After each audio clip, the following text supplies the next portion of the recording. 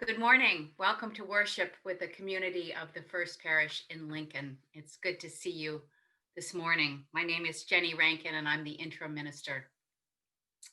Since March of 2020, we have been physically closed but spiritually open and worshiping right here every Sunday at 10 a.m. And we know that you have a lot of different options on Sunday morning, so we're really glad that you've chosen to spend this time with us. And we hope that you'll come back. I appreciate the faithfulness of this community and showing up for each other. This Sunday, we start the new year, happy 2021, with a story about travelers who often walked in the dark at nighttime, who couldn't always see the next step on the path in front of them, and who kept looking for guidance in a star in the sky. I thank the deacons for helping with this special celebration of Epiphany, which is January 6th, the Feast of the Three Kings. I think it's a good story for us to start the new year with. So we'll begin, as we usually do, with some announcements. I want to ask you or invite you to write in the chat box at the bottom of your screen if you have a prayer on your heart today, a prayer of gratitude or concern. So just share that there, and we will read those during our prayer time a little bit later. And we will start our announcements with Margaret. Good morning. I'm Margaret Griffith, the Director of Religious Education, and the Youth Programs Committee has arranged for two local experts to come and share a webinar with us entitled COVID and Your Child's Mental Health. Very, very important. And the lovely thing is, this could be your grandchild's mental health, because we are meeting obviously via Zoom.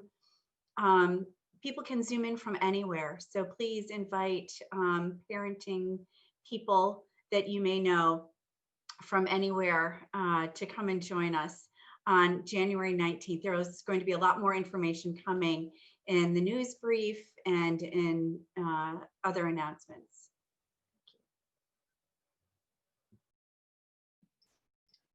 I was supposed to say, over to you, Doug. Thank you, Margaret. Good morning, everybody. Doug Crosby here for the Outreach Committee. I just wanted to remind everybody this is the last week for our special Christmas collection, which, as you'll recall, is for Watch, which is the Waltham Community Development Center. They do a wonderful job in so many areas, but we're specifically focused on ensuring that nobody goes hungry this winter. There's so many people that fall between the cracks, and now more than ever, it's a challenge with COVID and people being homebound. So if you, as you wrap up the month and we wrap up the year, if you are inclined, please do send a check noted for the special Christmas collection. And Friday of this week will be the last week as we wrap up. Thank you so very much, and best wishes to all for the new year. Thank you. And I will now transfer over to Barbara O'Neill. Thank you. Good morning. I'm Barbara O'Neill, and I'm here wearing two hats, one for the Gathering Project and one for the Lenten Booklet.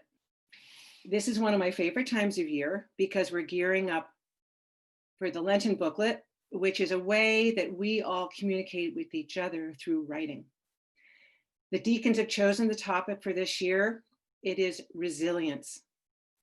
And I hope that you will all consider writing something. The deadline is January 20th, but help is on the way because Sarah Andresiak has invited me to join the Gathering Project for 2 Monday nights to inspire, to unpack the idea of resilience, inspire how you might express how you have felt resilient or not during this COVID time, but also throughout your life. So this is a great topic, and I'm excited about helping make this collection. So if you want to join us, we're meeting Monday, January 11th from 7 to 8:30. We've extended the Gathering Project by 1/2 hour. And again on January 18th, 7 to 8:30. The deadline for the Lenten Booklet is January 20th. And it's important to know with deadlines, you don't have to wait for the deadline. You can submit to the office the First Parish office anytime, written or electronic entries. And just keep in mind that your entry is a gift to each other. It's really not a judgment of your writing ability. It's a gift of how you are doing and what you want to offer to the group. So I hope you'll join us. And if not, even just be inspired to write for the booklet. Thank you. Thank you so much. It's a great thing to be thinking about, resilience. So we are going to greet one another as we do on Sunday by waving and just scrolling through and seeing who all is here, and saying good morning and welcome to the First Parish. It's good to see you. So good to see all your faces and your screens. It's not your faces. Good morning, everyone. Good morning. All right, let us now deepen into worship with our opening words.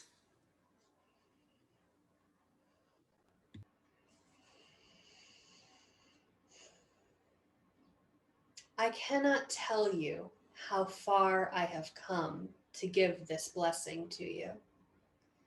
No map for the distance crossed, no measure for the terrain behind, no calendar marking the passage of time while I traveled a road I knew not. For now, let us say I had to come by a different star than the one I had first followed, had to navigate by another dream than the one I loved the most.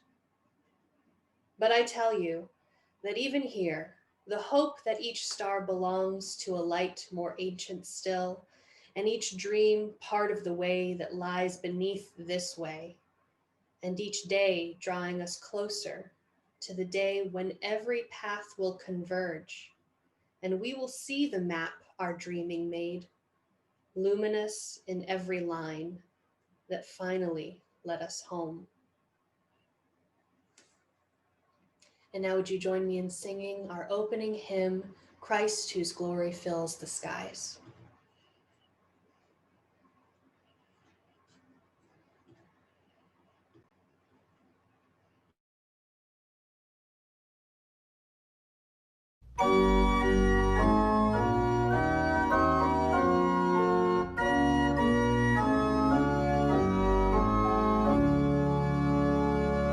Christ whose glory fills the skies, Christ the true, the only light, Son of righteousness, arise, triumph o'er the shades of night, day spring come on high be near, day star in my heart appear.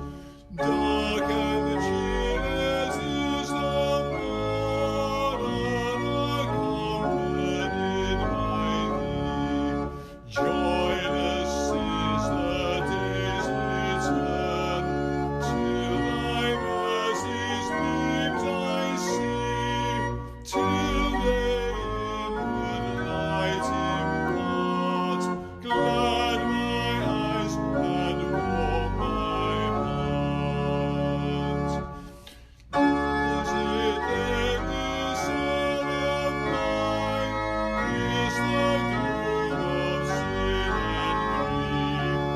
Fill me radiance divine, scatter all my unbelief, more and more thy self display, shining through the perfect day.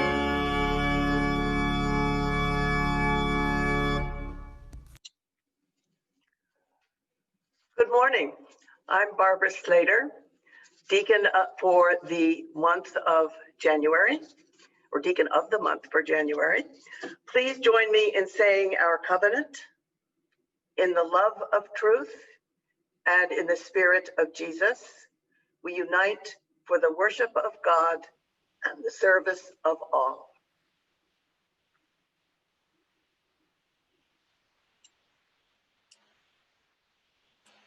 Our first reading this morning is from the book of Matthew, chapter 2. After Jesus was born in Bethlehem in Judea, during the time of King Herod, Magi from the east came to Jerusalem and asked, "Where is the one who has been born King of the Jews? We saw his star when it rose and have come to worship him." When King Herod heard this, he was disturbed, and all Jerusalem with him. When he had called together all the people's chief priests and teachers of the law, he asked them where the Messiah was to be born. "In Bethlehem in Judea," they replied, "for this is what the prophet has written."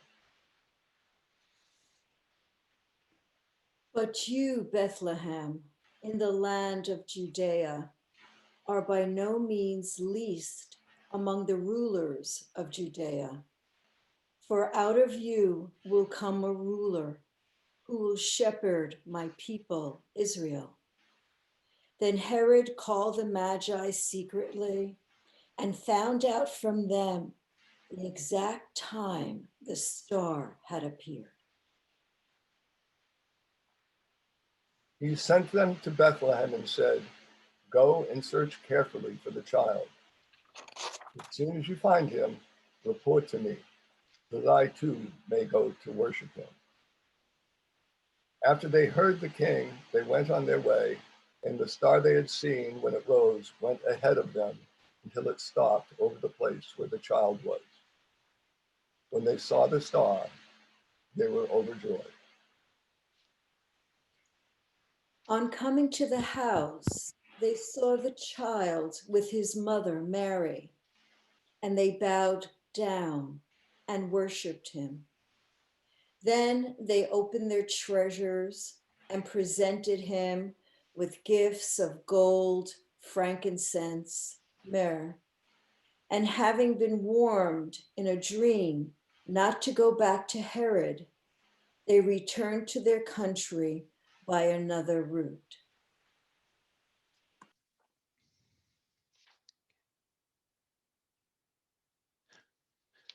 The Carol of the Brown King by Langston Hughes. Of the 3 wise men who came to the king, one was a brown man, so they sing. Of the 3 wise men who followed the star, one was a brown king from afar. They brought fine gifts of spices and gold, in jeweled boxes of beauty untold. Unto his humble manger they came, and bowed their heads in Jesus' name. 3 wise men, one dark like me, part of his nativity.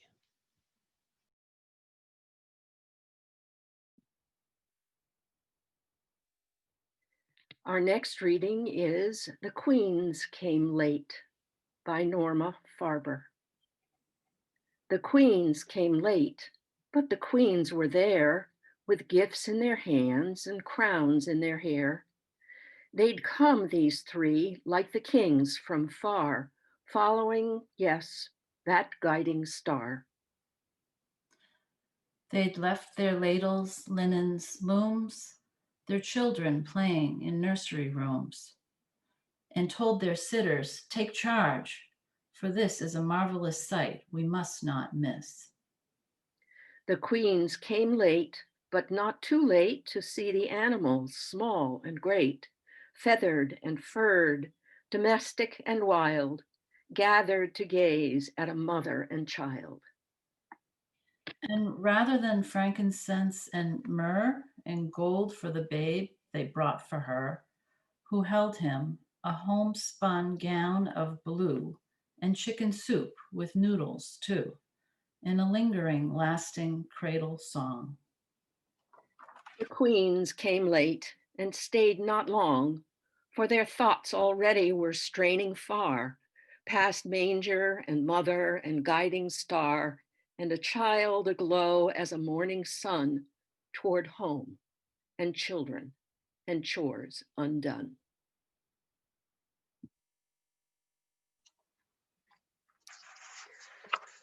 Our next reading is a poem called The Epiphany by Godfrey Rust.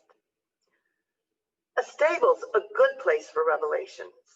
Some of the most profound discoveries are made in back rooms, half by accident, by people half exhausted, looking for something else.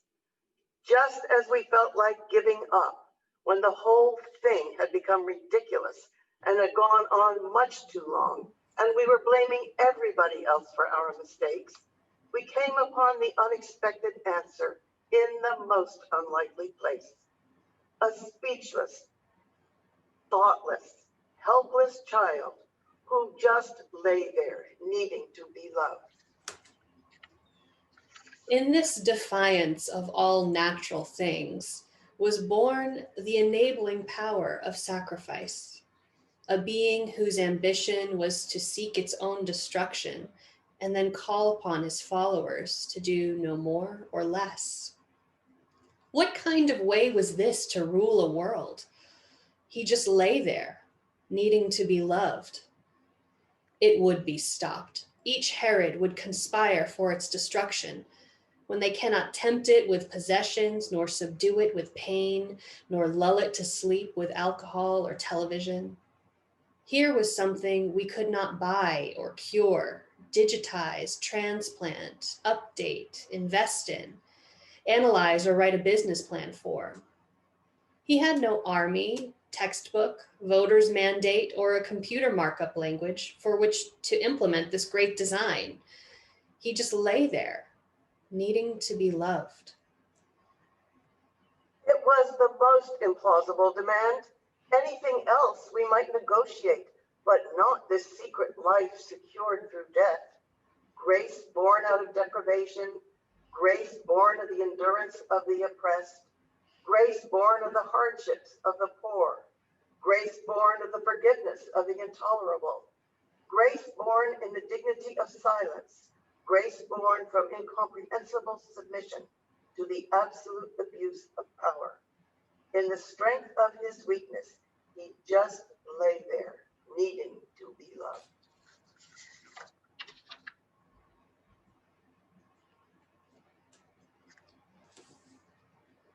Aeons after energy exploded into matter, here in this stable was let loose a yet more potent power, shedding the fabric of his former life like an old coat, reckless that the truth would prove, for all he knew, fatal to everything to which he had thus far clung. Our gifts were tokens. There was nothing more to do but leave the child to his own terrible story and return by different routes to our own countries, strangers to us now, yet seeing them as if for the first time, how they just lie there, needing to be loved. We come now to the time in our service that we set aside for silent and spoken prayers. After our prayer hymn by Ian, we will have a moment of silence, followed by the reading of the prayers you have sent in. There is still time to use the chat feature to send in any prayers you have today.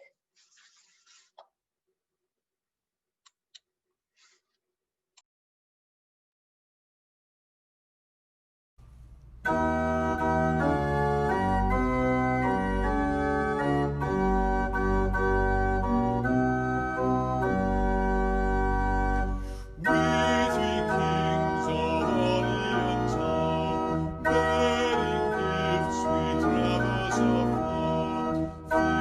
and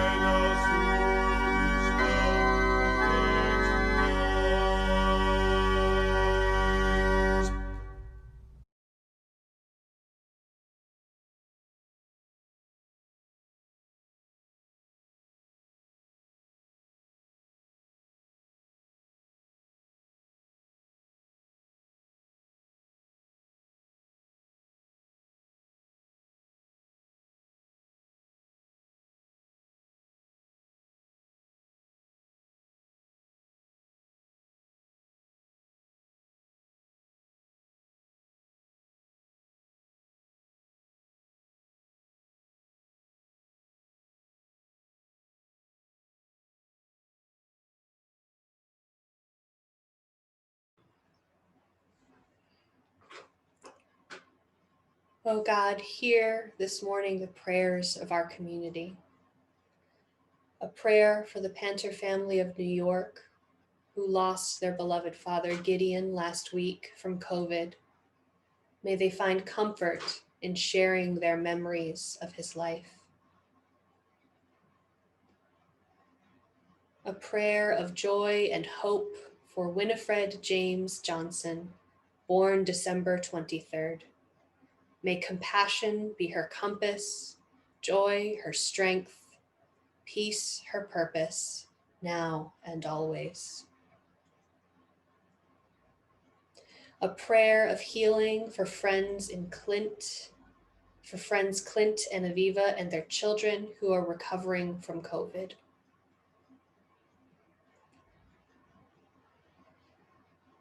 A prayer for Chris Andresiak's friend Mike, who is battling for his life in the ICU with COVID. A prayer for Marianne Hale's friend in Florida, who is now being treated for brain cancer.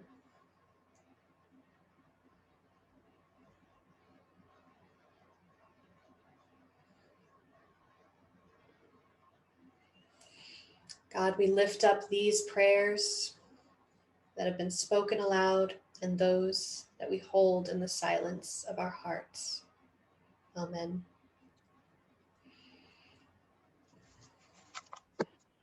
Spirit of life, be in our hearts and our minds as we come together to pray for our families, our community, our nation, and our world.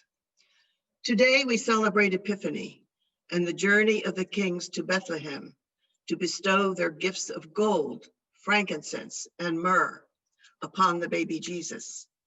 As we enter this new year and leave behind the one that has been difficult for so many, we are grateful for the blessings, the gifts that have been bestowed upon us, and we are ever mindful of them in this time of a pandemic causing hardship and death around the world. We give thanks for shelter, warm homes in our New England winter, for plentiful food, electricity by which we can do so many things, and the numerous ways in which we can stay in touch with loved ones far away. Many of us are grateful to be able to work from home without disruption of income and responsibilities. And especially, we give thanks for our gentle landscape, our walking trails, our bicycle paths, our glorious woodlands and ponds, all of which make this time of virus wariness and virus weariness more tolerable. This journey through the pandemic is not yet over. We fear that the months to come will be difficult, and we do not know what lies ahead. We are hopeful for ourselves and for others around the world, but we are also uneasy, unsettled, and uncertain. We pray that the destructive path of this virus will soon be contained. We recognize the hard work and dedication of the scientists who have discovered an effective vaccine. We honor the courage and fortitude of the healthcare providers who have not flinched in the face of enormous medical distress. We ask that you help us find the will and the strength to be more patient with mandates and restrictions, as well as more compassionate in recognizing the difficulties encountered by those less fortunate than we. Give us the energy and the courage to do our part, however small, in addressing the challenges brought about by the coronavirus and the accompanying economic and social upheavals. Be with us as we go about our daily lives, our work, our play, our small tasks, and our big ones, our moments of joyful high spirits, our moments of sadness or despair, our times of calm reflection, and our times of purposeful commitment. We ask that you lead us and guide us in all these things, that we may discover and be true to our best selves. Amen. At this time, we shall have the offering. We know that needs are great and we appreciate your generosity. You may donate online at fplincoln.org/donate, or mail a check to the church at 14 Bedford Road, Lincoln, Massachusetts. Thank you.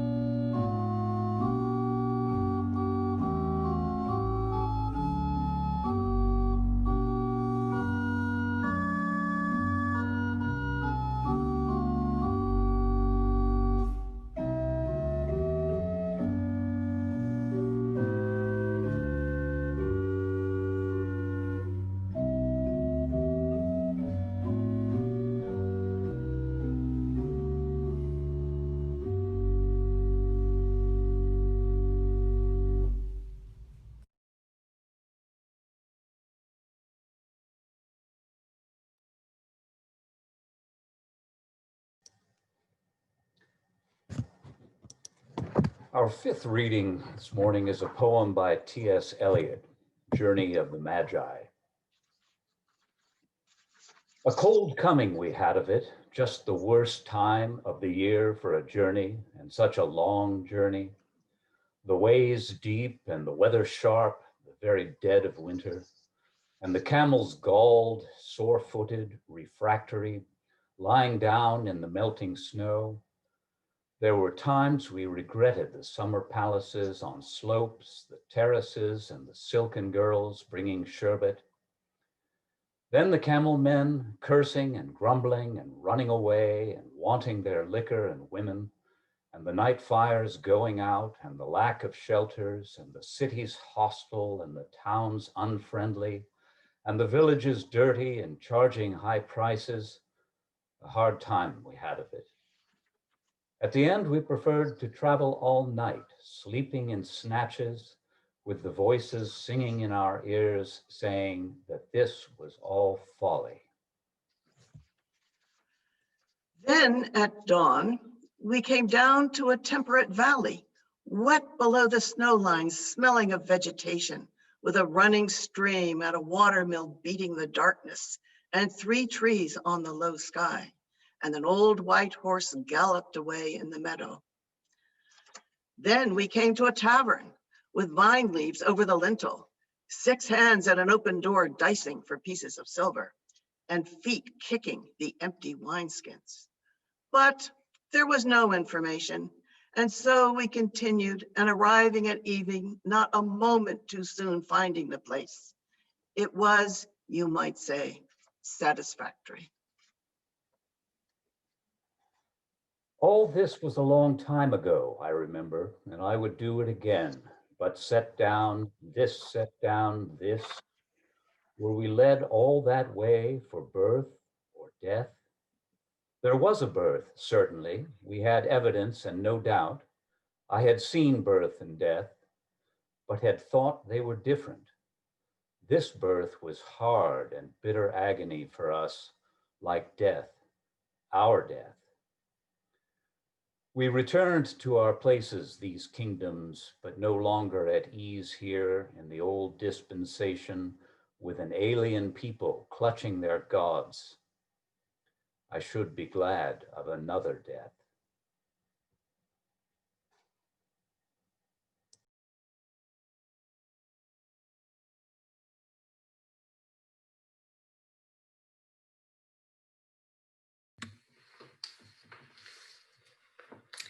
So today we start with this wonderful story, and I appreciate all of you who've helped to bring it to life with these different renditions and poems and voices of artists and mystics.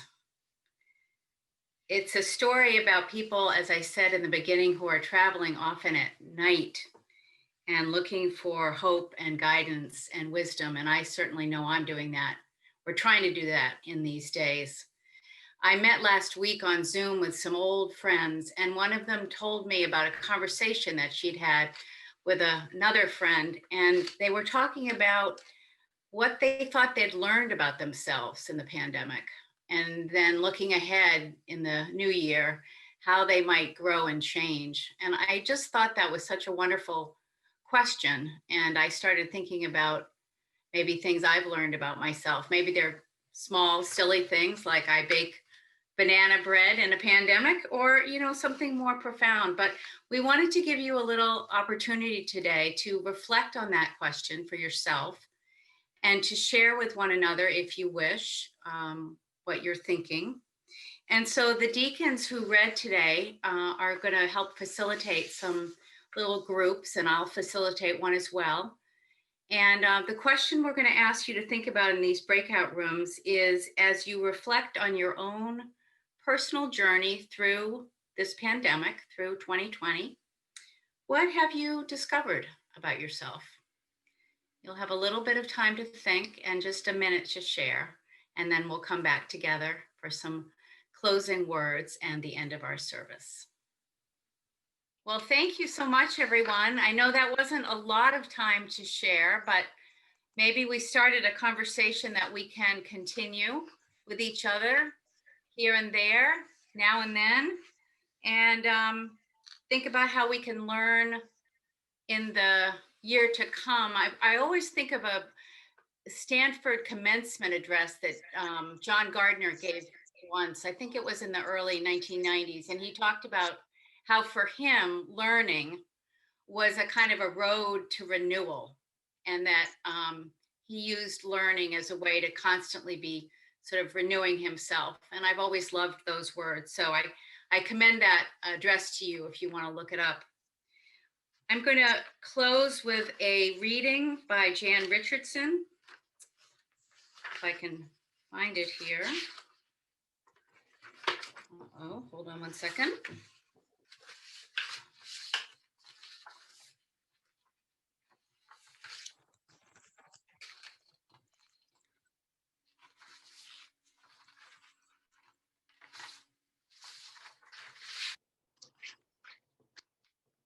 A Epiphany blessing, and I just need to find one more page.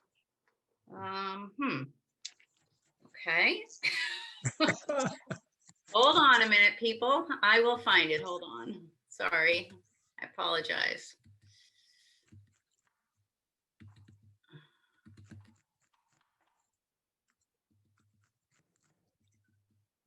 here we go. This is called An Epiphany Blessing for Those Who Have Far to Travel, and it's by Jan Richardson. If you could see the journey whole, you might never undertake it, might never dare the first step that propels you from the place that you have known toward the place you know not. Call it one of the mercies of the road, that we see it only by stages as it opens before us, as it comes into our keeping, step by single step.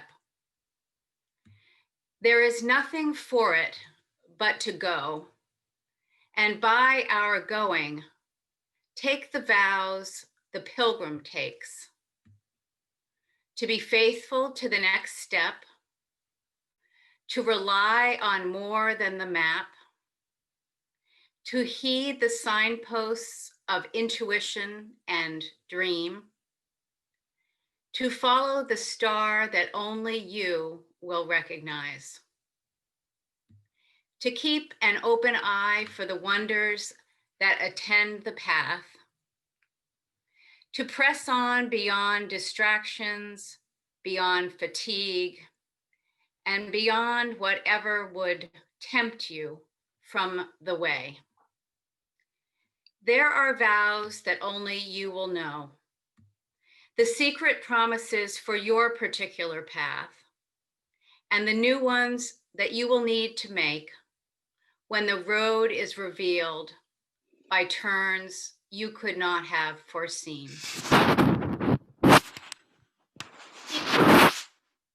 Break them, make them again. Each promise becomes part of the path. Each choice creates the road that will take you to the place where at last you will kneel to offer the gift most needed, the gift that only you can give, before you turn to go home by another way.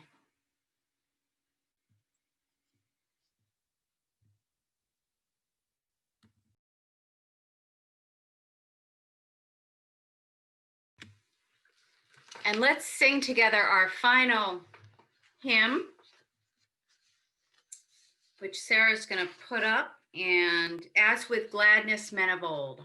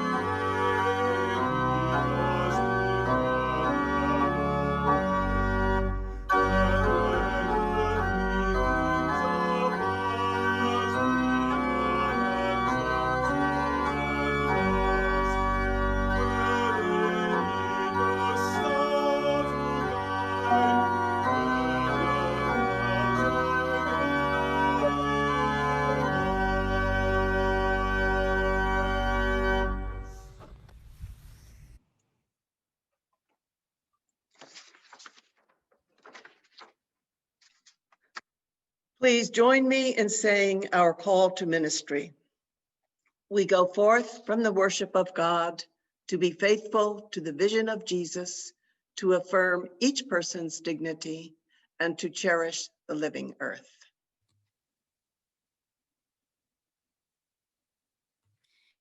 And our final blessing is by the theologian, Dr. Howard Thurman. When the song of the angels is still, when the star in the sky is gone, when the kings and the princes are home, when the shepherds are back with their flocks, the work of Christmas begins. To find the lost, to heal the broken, to feed the hungry, to release the prisoner, to rebuild the nations, to bring peace among peoples, to make music in the heart. May it be so. Amen.